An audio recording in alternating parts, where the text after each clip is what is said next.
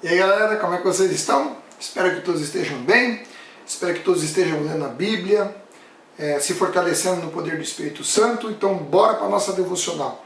Isaías, vamos terminar o livro de Isaías hoje, capítulo 63, lembrando que é só uma devocional, compartilhando algumas coisas que são interessantes aqui, para que você tenha uma devocional ainda mais interessante ainda, porque a palavra de Deus ela sempre nos edifica, ela nunca volta vazia, amém?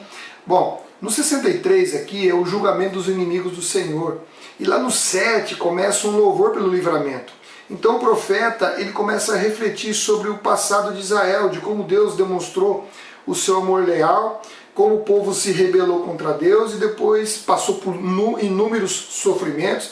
Isso nós identificamos desde o Egito, quando eles saíram do Egito, depois na época ali de Juízes, depois quando eles tomaram posse da terra prometida, passaram por o Egito, a entrada em Canaã, vamos colocar em ordem, a entrada em Canaã, depois tomaram posse da terra, depois veio a época de Juízes, depois veio a época de Reis, né? E sempre nessa tomada aí, o povo sempre se rebelando, passando por sofrimento, e Deus voltando, resgatando o povo e ele experimentando a bênção de Deus. Então esse texto aqui fala do louvor sobre esse livramento.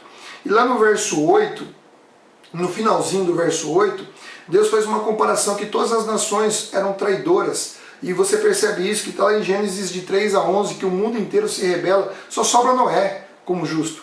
Então as nações eram rebeldes.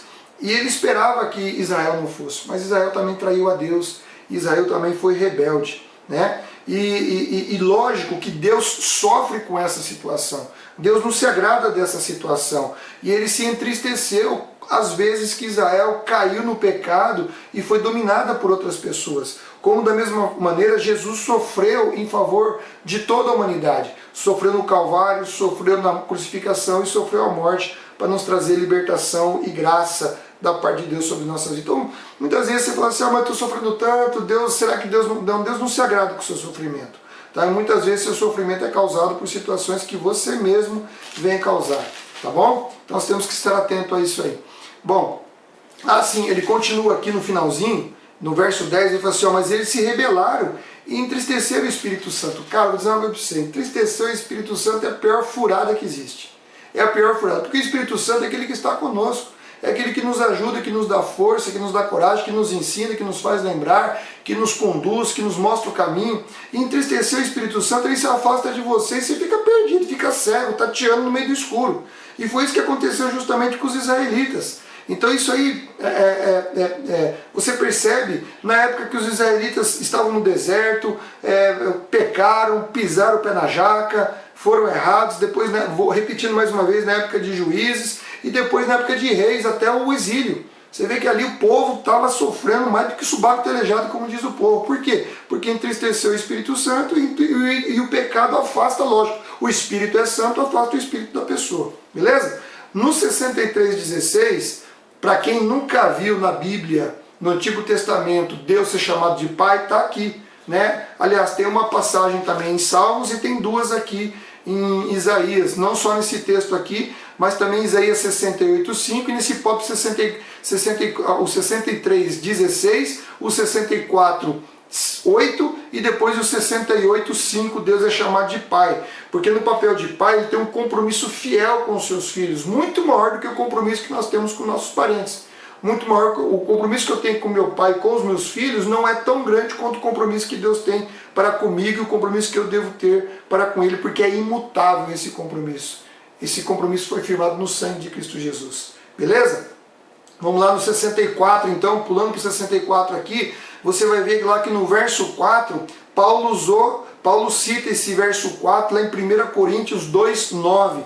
Depois você confere isso aí, o contexto é muito legal, muito interessante. Não dá tempo de a gente comentar tudo, é muita riqueza, gente. Isaías é muita riqueza, eu estou passando por cima, aqui é um passando, comentando algumas coisas que talvez aí você não tenha percebido. O 64,7, ele fala assim, ó, nos entregastes a nossos pecados. Isso aqui é o mesmo contexto de Romanos 1,24, ou seja, os caras meteram o pé na jaca, estavam tão satisfeitos com o pecado que Deus entregou ele a sua conduta pecaminosa. E dali para frente, meu amigo, é só lambança. O cara só vai se afundando. Isso aqui, pecado é que nem areia movediça. Quanto mais você mexe, mais você afunda até que você morre. Beleza? Aí vamos lá então no 65, 1 e 2. 65, 1 e 2 aqui, ó, fala sobre o julgamento e a salvação final. E a salvação final. Por que eu notei aqui 1 e 2, eu grifei 1 e 2 aqui, rapaz? Eu não estou lembrando. Bom, o Senhor aqui, ele cria várias oportunidades para o povo buscar. E pelo que eu estou vendo aqui, o povo não buscava Deus. O povo estava rebelde, a nação não invocava o nome do Senhor. É isso que Deus está dizendo. Lembrei. Aqui Deus deu muitas oportunidades do povo invocar o seu nome. Muitas oportunidades do povo quebrantar o coração, se voltar para ele poder trazer restauração. Mas o povo não quis.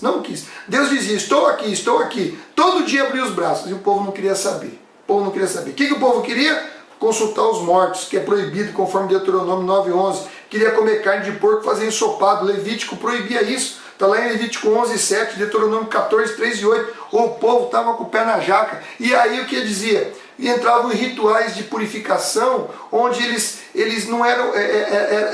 Esse ritual de purificação estava contaminado com o paganismo. Ou seja, é um sincretismo, uma mistura de doutrinas. E eles achavam que aquilo deveria purificá-los em relação a Deus. Uma hipocrisia dos infernos.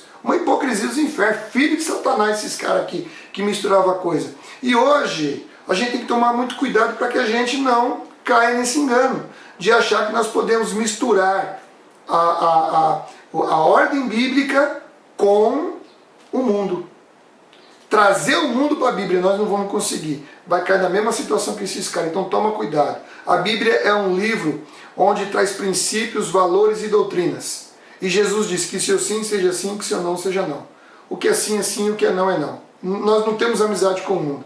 Nós temos a verdade de Deus para poder viver ela. E o 6 aqui, ele fala assim, ó, não permanecerei calado. O que Deus está respondendo aqui? Deus está respondendo no 64:12, quando ele diz assim, ó, depois disso tudo, Senhor, ainda te recusarás a nos ajudar? Permanecerás calado? O povo pergunta para Deus, e Deus responde no 65:6, não permanecerei calado, mas retribuirei conforme cada um merece. Ou seja, aquele que é justo recebe a glória de Deus, e o injusto vai padecer no inferno, porque esse é o caminho dele. Beleza? Olha lá, no 65:11, nós vemos ali que fala sobre o Deus sorte e o Deus destino. São dois deuses pagãos lá da divindade daquela região ali, que traziam boa fortuna e que determinavam o destino das pessoas, essas duas divindades, né? Um trazia fortuna e outro destinava a pessoa. E aí Deus, no 62:12, ele usa um trocadilho. Hoje eu os destinarei a espada. Ou seja, o destinarei aqui, no verbo hebraico, é um trocadilho contra o Deus destino. Porque ele está falando destinarei a espada, ou seja, somente Deus tem o poder e a soberania para estabelecer o que é que vai e o que não vai acontecer, desmoralizando e humilhando esses deuses pagãos. No 65:15, ele fala assim, chamará os seus servos por outro nome. Ou seja, na restauração nós receberemos um novo nome, um nome dado pelo próprio Senhor. E no 17 ele fala assim, vejo, crio novos céus e nova terra. Então vai ser um lugar de justiça. Segundo Pedro anunciou isso lá no verso 3-13, como também Apocalipse 21. E Paulo diz que aqueles que creem em Cristo já fazem parte dessa nova criação, conforme o texto de 2 Coríntios 5:17 e Gálatas 6:15. Glória a Deus por essa palavra. 66, para terminar aqui agora, para terminar na reta final, no 66, no verso 3 aqui, o que foi que eu anotei aqui, 66, verso 3?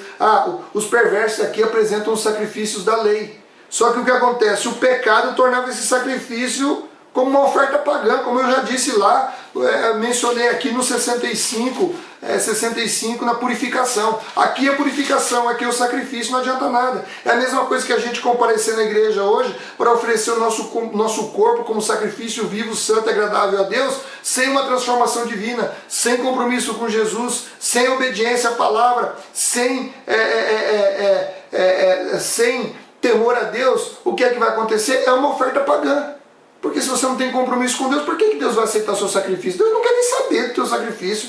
Teu sacrifício é abominação na presença de Deus se você estiver em pecado. Se você não tiver com o coração contrito e o espírito quebrantado, voltado para Deus. Então vamos tomar cuidado com isso, em nome de Jesus. Vamos ver direitinho, porque o bagulho é louco, rapaz. O bagulho é louco, não é fácil não. 66,6.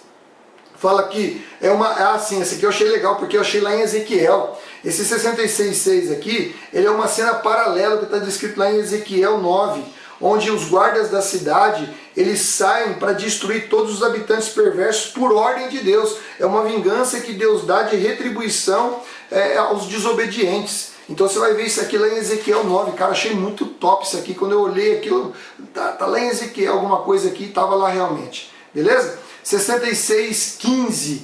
O Senhor vem como fogo. Bom, Hebreus 12, salvo engano, 12:29 fala que Deus é fogo consumidor. E o próprio escritor de Hebreus diz que horrenda coisa é cair na mão de Deus vivo. Deus me livre. Irmão, sai do pecado em nome de Jesus, porque cair nas mãos de Deus, Deus é fogo consumidor. Eu tô fora, eu gosto de ar-condicionado, eu gosto de coisa fresca, não gosto de inferno não. Deus me livre um negócio desse. Faz a mesma coisa aí. Do mesmo modo que os perversos vão para o inferno, aqueles que andam na presença, que creem em Cristo Jesus e colocam a sua vida para que Cristo justifique, eles serão glorificados e receberão a glória de Deus. 66, do 18 ao 23, quando Deus revela a sua glória às nações e o seu plano divino aqui, ó, é muito legal, esse finalzinho aqui é muito legal. Os justos, os justos de todas as nações vão se reunir junto com os israelitas. Será uma nova geração, uma geração destinada a servir o Deus vivo, uma geração que vai proclamar a glória de Deus, uma geração que vai fazer parte de um povo renovado, vai estar gentil misturado com israelita. Deus vai nomear os gentios como sacerdotes, como levitas, quebrando todas as barreiras que antes existiam,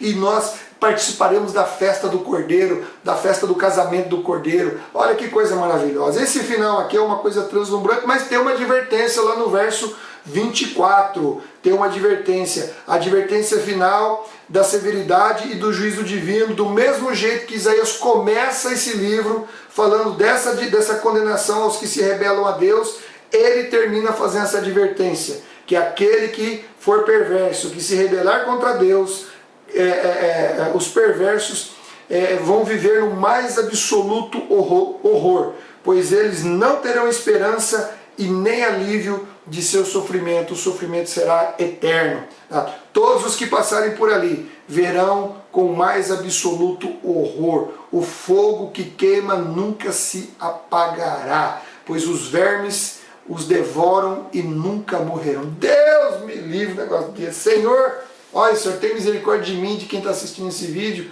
Olha, Senhor, que nossos corações estejam nas Tuas mãos. Que o Espírito Santo tenha liberdade nos nossos corações e afasta de nós esse momento aqui, porque, olha, Senhor, chega a tremer de medo. Ó Deus, tamanha gravidade dessa situação.